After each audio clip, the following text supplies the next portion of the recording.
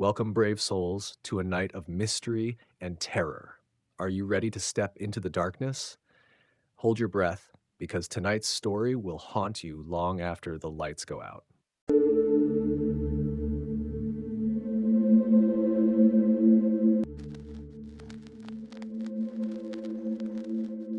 Within every group, one person will always emerge as the leader.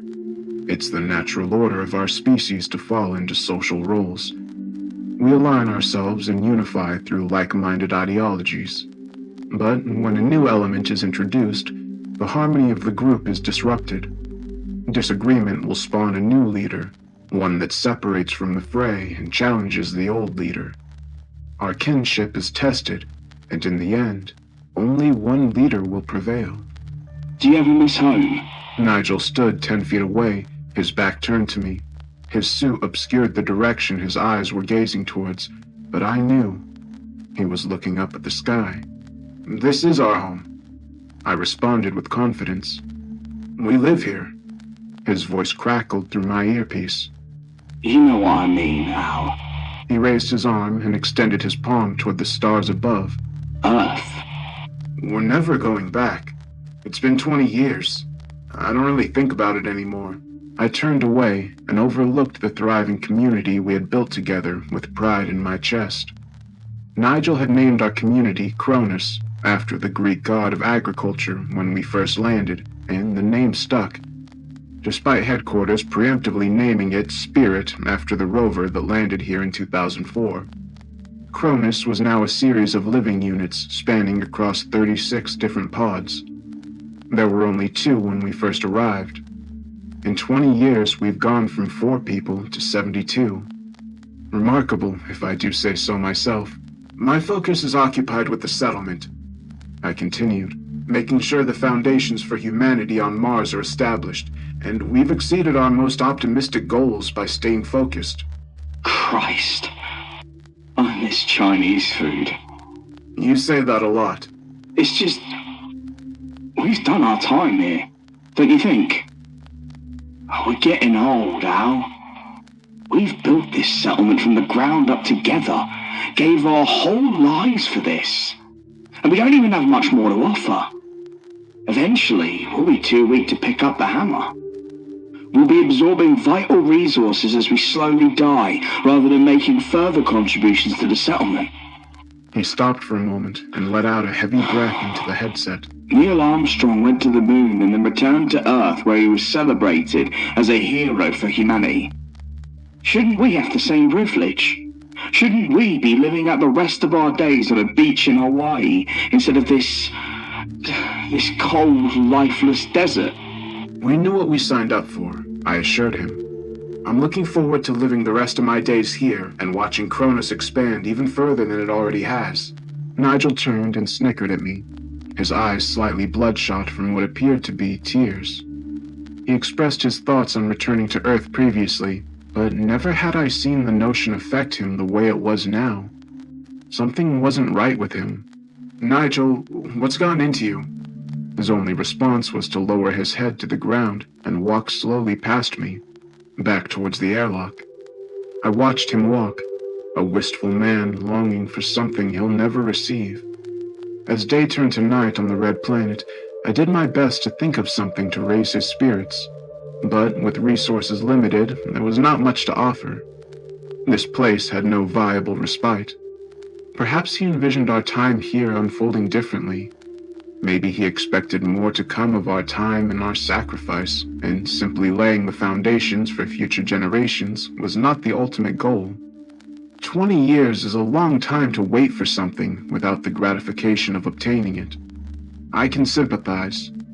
I've spent countless nights awake in my living unit, staring at the ceiling, wondering what was happening on Earth, and envying those who were fortunate to indulge in luxuries I no longer had access to, and never would.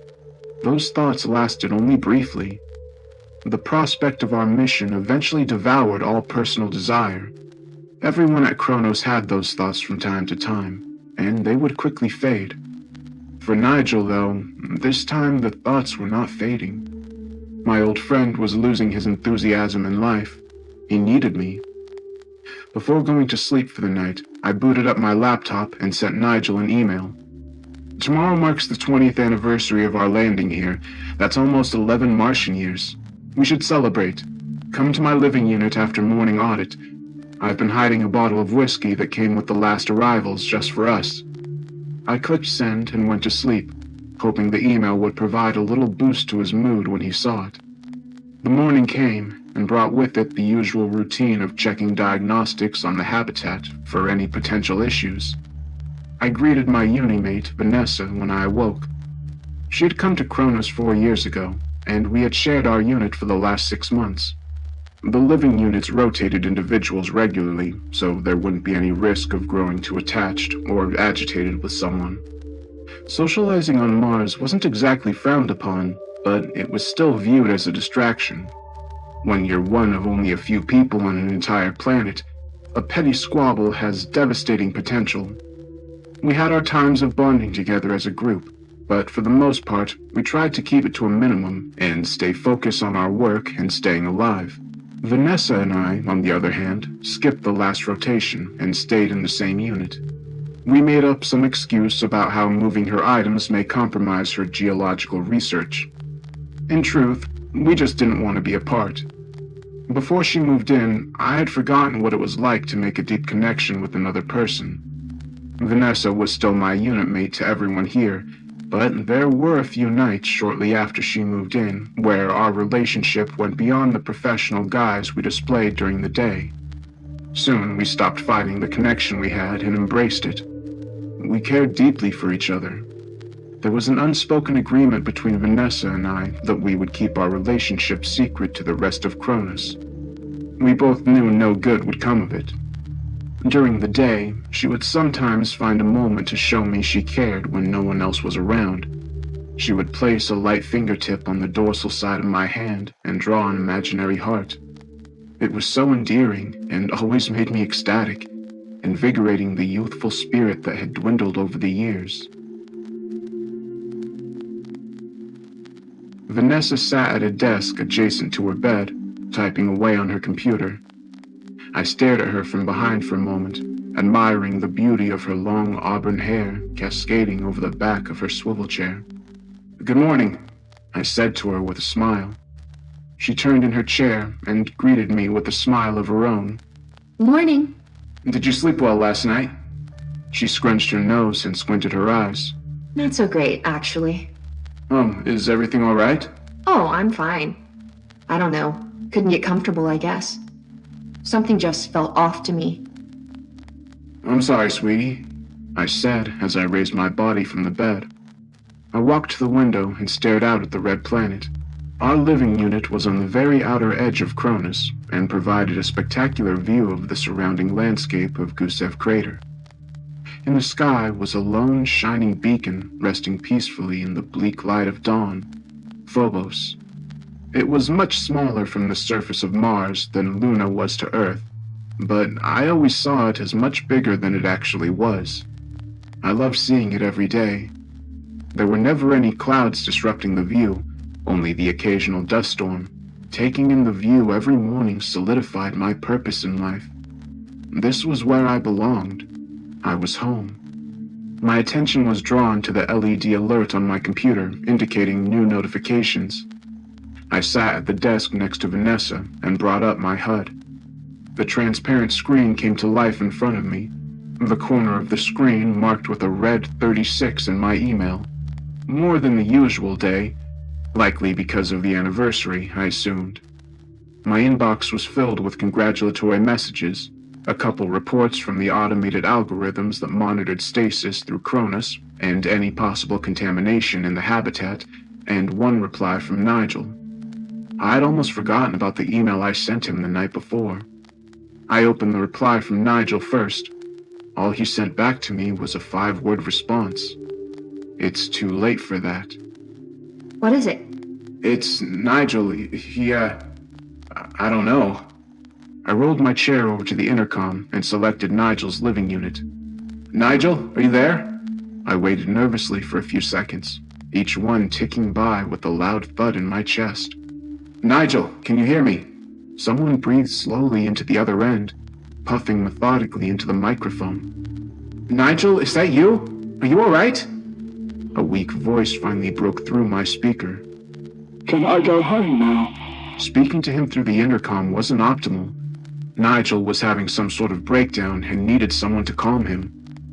I shot out of my chair and burst out of the living unit.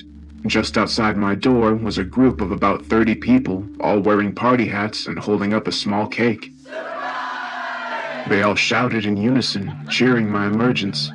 Laughter and clapping immediately followed, the group all thrilled to shower me with praise. This was either all a ruse or just terrible timing. Either way, I wasn't taking the risk. Without a word, I ran past everyone, determined to reach Nigel's unit. A few of the people all mumbled inexplicably as I ran past them. What's gotten into him? I heard a young man say. There wasn't any time to explain. I rushed through commons and down the hall to Nigel's unit and immediately swung his door open. Inside, Nigel sat on his bed, perched like a gargoyle. His face was red as the sun and his eyes were bloodshot. On the floor, between the two beds in the unit, was the body of his unit mate, Richard, partially covered with a white bedsheet. Only his blue, lifeless face protruded from underneath. The muscles in his face were frozen in a look of anguish. His mouth and eyes were open as though he were constantly reliving the last moments of his life. Around his neck were thick lines of bruised skin. Can I go home now? Nigel said in the same frail tone he had through the intercom. Nigel, what have you done? Satellite link in 60 seconds. Craig announced from behind his monitor. His fingers furiously clicked away at the keyboard. His eyes rapidly scanned the UI in front of him. Craig was always relentless in his IT skills. The trance he displayed now was pretty common, although I could detect his fingers were working faster than they ever had before. What are you going to tell them? Vanessa asked, standing over me while I sat in front of the monitor, waiting for the connection to establish. We'll tell them the truth, Miggy responded for us. He was another member of the original four who had first come to Mars. His name was Miguel, but he preferred to be called Miggy. The moniker accurately captured the quirky personality he often expressed. Today, though, his quirky nature had vanished. Next to him, Stephanie, the last of the original four, stood. Her hair was unnaturally messy, and she looked as though she fell out of a tree. The whirlwind of the day's events preventing her from putting effort into her appearance. Vanessa gave a single nod of her head and put her hand on my shoulder. Are you doing all right?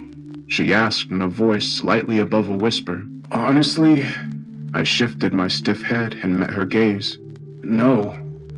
She gave me a look of sympathy, then discreetly moved her hand towards the back of my neck. I felt her fingertips outline a heart over my skin, centered right on my spine. The sensation sent a comforting wave through my body. I looked at her and gave a subtle smile. She gave me one back. 30 seconds. I took a deep breath and tried to sound professional. Thank you, Vanessa. We'll make an announcement to everyone after we're through here. She removed her hand, nodded, then turned and walked out of the room. The door whisked shut behind her, leaving the four of us alone. I nervously wiped the sweat off my forehead as I waited for the video feed to load. It had only been a little more than 2 hours since the discovery that shook Cronus. None of us would ever quite be the same. The foundations of our little society was dealt a devastating blow after the last member of the initial four, as we were aptly referred to as around Cronus, turned out to be a killer. Nigel. The screen blinked and displayed a message I had grown accustomed to over the years. Connection established. The video feed opened in a separate window, where we were greeted with the board of directors of the Galileo Project, the organization responsible for the first colony on Mars. They sat around a lengthy oak table, seated comfortably in luxurious leather chairs. At the end of the table sat a familiar face, Ivan Samuel. I hadn't seen him in person in nearly 22 years, but I have watched his face grow wrinkles and his hair turn gray in our time apart. Ivan stood from his chair with a toothy grin and spoke enthusiastically.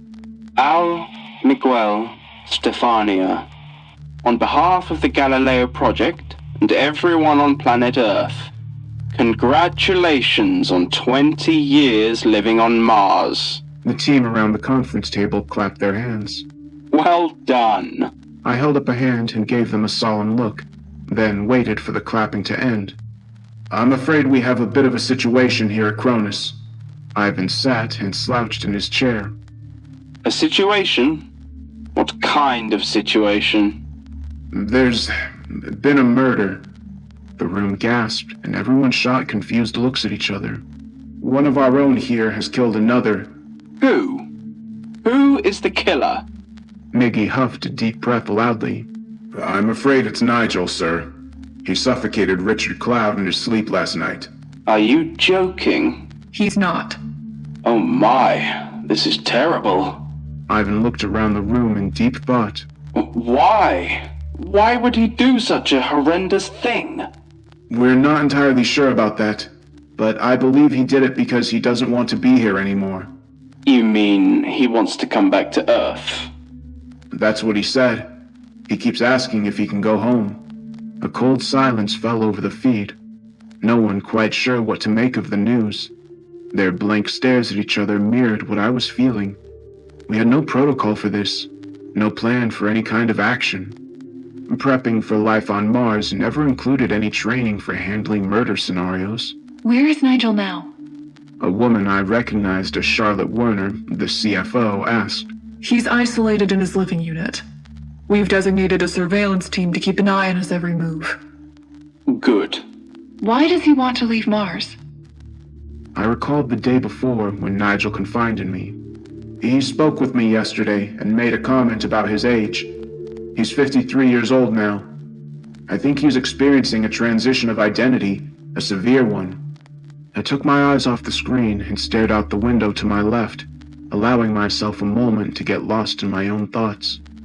Mars looked different to me now compared to the morning when I awoke with Vanessa and admired Phobos in the dim sky. The events of the day cast a ubiquitous depression over the planet I called home. The endless red stretching to the horizon served as a reminder of the harsh conditions we occupied. All of us at Cronus were living in a place that nature never intended us to live in. We didn't fit. Mars was speaking to us, warning us. You cannot force life to exist where it didn't belong. My focus shifted from the window to the floor in front of me. Regardless of what Nigel had done, I still thought of him as my friend. A friend who was in need of help. I couldn't shake the feeling of guilt for not being able to help him. What he did was wrong, of course, but he still deserved sympathy.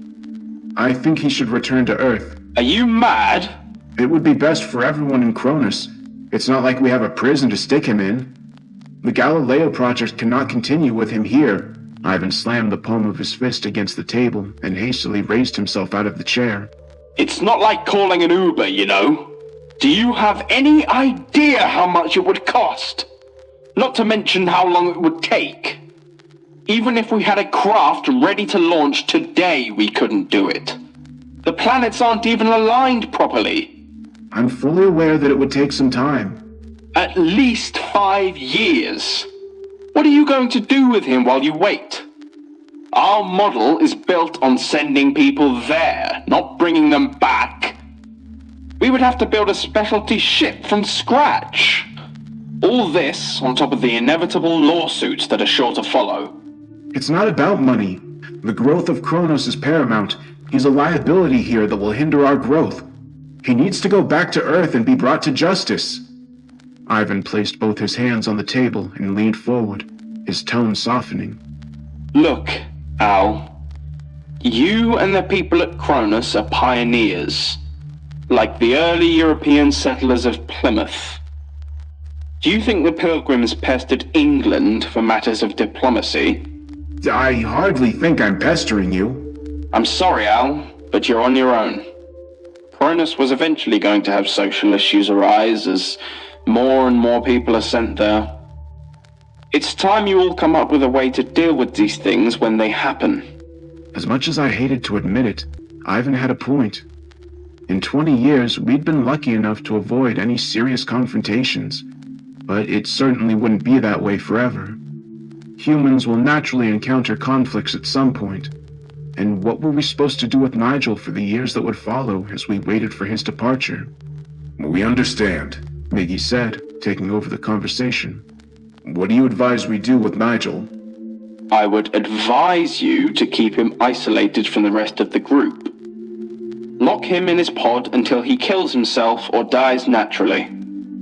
But it's your decision, ultimately. Mars is outside of Earth jurisdiction. He sat down in his chair again, grabbed a remote, and pointed it at the camera. Kill him now, if you want, and make it quick. It's in your hands. Report back to us in 24 hours. Connection lost. The video feed on the monitor went black. I sat there staring in awe at the screen, dumbfounded by the complete lack of remorse Ivan and the board displayed. Their concerns were that of selfish intent. I picked myself up out of the chair and exited the briefing without saying a word to anyone. Vanessa stood outside, leaning against a wall and biting her fingernail, waiting for me to exit the room. She locked eyes with mine and pushed herself off the wall as I approached. What did they say? Pretty much nothing. They can't bring him back to Earth, and they expect us to handle this internally. She nodded solemnly. Not much else they can do, I suppose. She stuck the tip of her finger back into her teeth and chewed at her nail. What do we do from here? We focus on rehabilitating him, isolate him in his cell, and dedicate Dr. Bakchis to conducting daily therapy with him until she can confidently say he's mentally healthy and able to rejoin the colony. She pulled her finger away and gave me a stern look. You can't be serious. Of course I am. Al, he's a killer. You can't possibly think it would ever be okay for him to walk freely among us. I'm not saying he'll return to his usual duties by tomorrow. It could take years, but what else can we do? Throw him out the airlock. The outburst was a side of Vanessa I had not seen before. The ordinarily gentle and nurturing personality she possessed had somehow disappeared. The transformation took me off guard. We're not barbarians, Vanessa. He can't live with us, that's for sure. No one will trust him again. This is why I couldn't sleep last night. Something was off and my body knew it. Are you listening to yourself? You're trying to justify murder. I'm just warning you that there's going to be an uproar if you go this route. People are scared. There'll be chaos throughout Cronus if we don't punish him appropriately. And this colony you've worked so hard for and dedicated your life to will crumble faster than you could ever possibly imagine. And how do you think we'd be able to live with ourselves after knowing we sentenced a man to death? She's right. A voice from behind me spoke. I turned and saw Craig, Miggy, and Stephanie all exiting the briefing room and walking towards the two of us. Miggy raised his arm in the air as though he were asking to be called upon by an elementary school teacher as we walked. I don't feel comfortable living with a killer, and I know with certainty that many others feel the same. Stephanie shook her head. I'm with Al. We should make every effort possible to save him, before we place an irreversible and potentially erroneous judgment. We should be sure before deciding. I had never been a fan of capital punishment, and that stance was not about to change. Life was precious, especially on a planet where it couldn't survive in its natural elements. We shouldn't be throwing it away. The entire concept of punishment and rehabilitation is to preserve life, not destroy it entirely without any chance of redemption. Rehabilitation was the answer. I knew in time he could progress to a functioning person again, but we were divided on the matter. Whatever decision we came to on our own would not satisfy everyone. The decision should not be ours and ours alone. We'll put the decision to a vote, rehabilitation or death. Cronus will decide as a collective unit. It's the only way to ensure civility among the people. We all agreed it was the best course of action, and set forth addressing everyone at Kronos in Commons after everyone had gathered. Stephanie joined me in arguing for rehabilitation, while Miggy adamantly argued for the death penalty. There were times when the debate sparked outrage from within the people, and we had to calm everyone. At some points, people broke down crying. We spent countless hours going back and forth, nearly everyone speaking their opinions of what should be done. All the while, I could see Nigel down the hall. still in his living unit, perched on his bed. He showed little emotion and kept his attention on the floor where the body of Richard was found. It wasn't until Miggy stooped low enough to call him a degenerate waste that I finally saw a reaction from Nigel. He closed his eyes and slowly shook his head from side to side, clearly ashamed of himself. A man filled with grief should never be discarded. The consensus seemed to lean towards death. During my closing argument, I made a last-ditch effort to save his life. I called Nigel to speak in his own defense. The request seemed to catch Nigel off guard, as well as everyone else, but surprisingly, he obliged.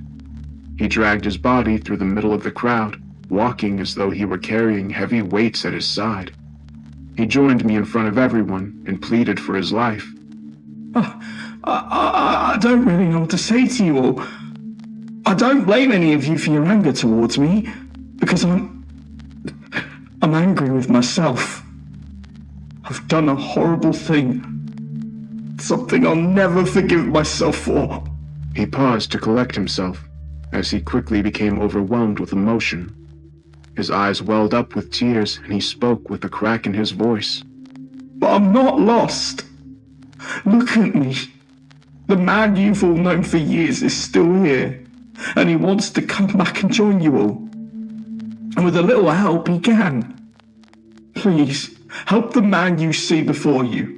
Help him become a better person again. He held his arms out to everyone. Help me. Don't give up on me. Not yet. His legs buckled and he fell to his knees. He buried his face in his hands and he wept uncontrollably. Please, have mercy on me. The vote was 34 to 37 in favor of rehabilitation. After the votes were tallied, I felt a wave of relief. I did my job to save a life. The destroyed perception I felt earlier about Mars had lifted itself off my shoulders and cast a new prospect of hope. We could continue to thrive. Cronus would live on.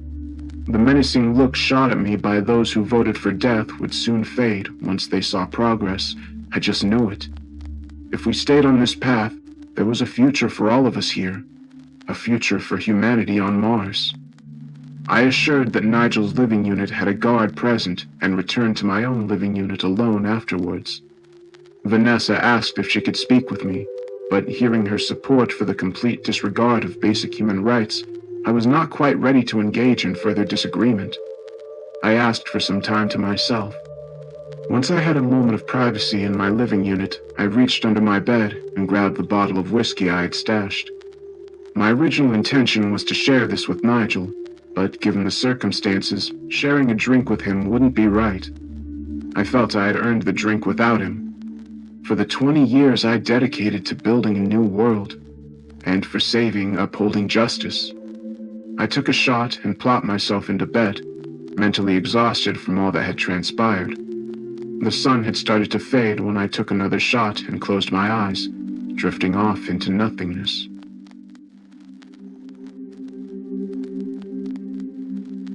Eventually, I was awakened by a loud bang coming from outside that seemed to echo through Cronus. My eyes shot open, and I realized I was surrounded by darkness. I had slept through sunset. The only source of light were the stars outside. I crawled out of bed and reached for the light just as the breach alarm sounded, indicating a rupture had occurred somewhere in Cronus. A breach had only happened once before during a dust storm about 6 years ago. A piece of metal had become dislodged and punctured a wall in an empty living unit. Luckily, there were security measures in place that would immediately seal any room with a breach to protect the rest of Cronus. No one was harmed in the incident. But what was causing this one? There was no storm outside and no reason for debris to be flying around, putting us at risk. I exited my room and immediately noticed a crowd gathered around Nigel's room. Ow! Stephanie shouted at me from across the commons. Nigel's stuck inside! There's been a breach! What? How? Someone's outside! They've intentionally ruptured his living unit. I stood in a dismal state of shock as the crowd buzzed in nervous waves. I was wrong. I thought Cronus would continue to thrive, but I underestimated the influence fear and the pursuit of self-preservation can have. Get him out! I screamed at Stephanie, simultaneously running across commons toward the wild commotion that overtook the entirety of the colony. Use the override switch to open the door! Nobody's touching anything. A voice I recognized as Miggy roared from within the crowd. Stay back! The crowd all began to move backwards, clearing a line of sight that led to Miggy, standing with his back against the door and his arms outstretched like a bird. He stood vigilant with a look of determination, guarding the door and preventing the rescue of Nigel. This is a group effort. From the other side, he was being tortured as the atmospheric pressure rapidly changed. He slammed his body furiously against the door in a frenzied panic. Nigel! I screamed. If you can hear me, use the emergency kit to patch the hole! Miggy shook his head at me. We removed the kit from his room. There's no escape. Stephanie held her ground, inching closer to Miggy as the rest backed away. Miggy, how could you? We're doing what's necessary. We have to protect the people of Cronus. She ignored his conviction and ran forward. Get out of the way, you monster! Miggy lunged at Stephanie, raised his hand, and brought it down across her face. The slap sent Stephanie tumbling to the floor as the rest of us gasped in disbelief. The outline of a spacesuit outside passed by the window to my left, the person fleeing the sabotage they created. Craig appeared out of the crowd and bolted towards Miggy. You son of a bitch! He charged and tackled Miggy to the ground, pinning him against the floor and slamming his fists into his face. Each blow sent droplets of blood flying through the air. I took the opportunity to rush at the override button. I was only a few meters away from the controls when a fist swung and collided with my face. The impact sent me stumbling, and I struggled to stay on my feet. By the time I regained composure and prepared to defend myself from another attack, the entire commons had erupted into a brawl. Bodies were contorted as they wrestled on the floor, everyone struggling to either save Nigel or ensure he dies. Amid the chaos, I moved to the override controls and pressed the button. As the door whisked open, the mayhem that was taking place subsided, everyone instead focusing on the door. A whistling sound immediately flew into the commons as the air pressure quickly changed. The skin on my face instantly felt as though it was being held against a roaring fire. As the door opened, Nigel's body fell forward and plopped on the floor in front of me with a loud thud. "Pull him out so I can close the door!" I yelled at nobody in particular. A woman grabbed Nigel by the collar of his shirt and dragged his body out of the clearing. Once he was out, I operated the controls and closed the door. Our efforts to save Nigel were too late. When his body was flipped over, his face was a horrifying disfigurement of its former self. His eyes bulged from their sockets and looked like two water balloons that had been filled to the maximum capacity and were about to explode. The blood vessels in his skin had all constricted, expanding the flesh of his face into a bright red ball. I held back an acidic taste that rose from deep within my throat. Mars had finished what it started on Nigel. It had fully consumed him and ended his life. "Spare your empathy for someone who's not a killer," Miggy commented, breaking the silence that had fallen over us. He lay on the ground, trying to recuperate from the beating he received from Craig. I ignored Miggy's heinous remark. There would be time to deal with him appropriately later on. He could have his victory. At the moment, there was still a person outside, lurking around Cronus, and still a potential risk. And I knew who it was. "You've won, Miggy. You and whoever else wanted this. Congratulations. You've destroyed everything we've worked for. And you will all be held accountable for your actions today." I paused and bit my lip, furious by the notion of what Cronus had succumbed to. How do we live with each other now? How can any of us sleep peacefully at night when the prospect of survival is determined by the will of another? I paused again, turning slowly and met Miggy's eyes before pointing my finger at him. 20 years. My entire life's work, the future ambition of humanity, all destroyed in an instant. All of it ruined and gone forever. "You'll pay for this!" I bellowed at him. An eerie silence devoured the room. Every person stood still and allowed the magnitude of our reality to sink in. I briskly turned and walked away from the scene. Where are you going? I'm going to the airlock. I moved through commons, walking with a purposeful stride past the series of living units. Some of them were occupied with frightened people, all staring at me nervously as I passed them. She was already entering the airlock by the time I reached it. I could see the red lights blinking through the small window, an alert that the outside door was opening. Vanessa was coming back inside. "Are you happy with yourself?" I said into the headset as I positioned myself at the airlock controls. "You've destroyed this colony. Is that what you wanted?" Al, She walked up to the window and stared back at me. I saw what happened inside the commons. "You were so determined to get rid of a killer that you became a killer yourself." Yeah, you're right. The outside door closed behind her. I flicked the switch and the airlock came to life, whirling in a hiss as I optimized the pressure for her. "I shouldn't have listened to you," I admitted. She had given me a warning earlier that clemency would result in anarchy. I failed to comprehend the fear others had, and assumed my altruistic efforts would humanize Nigel. The potential consequences were not considered. We are instinctively programmed to prioritize survival. Fear consumes us. It disrupts tranquility and motivates harmful actions. We should have punished Nigel. No, you were right, Al. I see what we've become. I see it now. There's blood on my hands. That's not who I wanted to be. She unhinged her helmet, then placed a finger on the window and outlined a heart. "What are you doing?" She looked back at me and tearfully said. Goodbye, Al. In one smooth motion, she pulled her helmet off and slapped the release button, opening the doors behind her. Her body collapsed, falling below the window and out of sight, into an agonizing death. "Cronus is done," I told Ivan, sitting face to face with him in the briefing room the next day. This time he met with me alone. "The damage is irreparable. We had progressed faster than we could have anticipated. Cronus had changed, but we had not changed with it," Right. he replied, his face a blank stare. Too many people, not enough regulation. "No one is willing to live under these circumstances any longer. I know it'll take time. We'll wait for you." He huffed in defeat. Very well. We'll start working on an exit strategy. "Make sure there's enough to accommodate 58. Aren't there 69 left? I nodded and gave him a menacing glare. "Miggy and his accomplices are being put to death as soon as this briefing is over."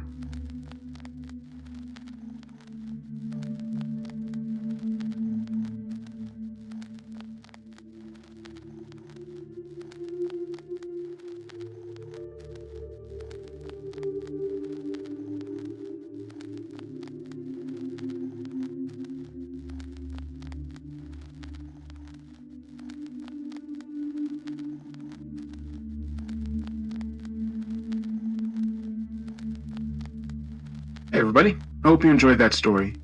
This one was a little bit of a shorter one, and I would say it wasn't your traditional horror story. The fear in this one, I think, comes from the isolation and just being in that situation. Also knowing that help is so far away, and even if they wanted to come and help, it would take years for them to get there. There wasn't anything paranormal or alien related that I got in the story. It really was just about somebody kind of going crazy and killing somebody, and then the ramifications of that. I think it's a really interesting premise, and it's a situation that I'd say is pretty realistic. You know, if you were on Mars and somebody you were with killed somebody, how would you handle it? I think there's merits to both sides, not necessarily feeling like it's right to kill somebody, but then again, in that situation, what do, you know? But I'm really curious to see what all of you think.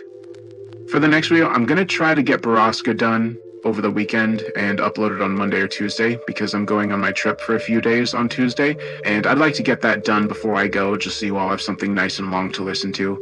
I'm not really going to be gone that long. I'm only going to be gone a few, 4 days, but yeah. I don't really think I have anything else to say. I'll be in the comments like I normally am, and I hope you have a great weekend. Content.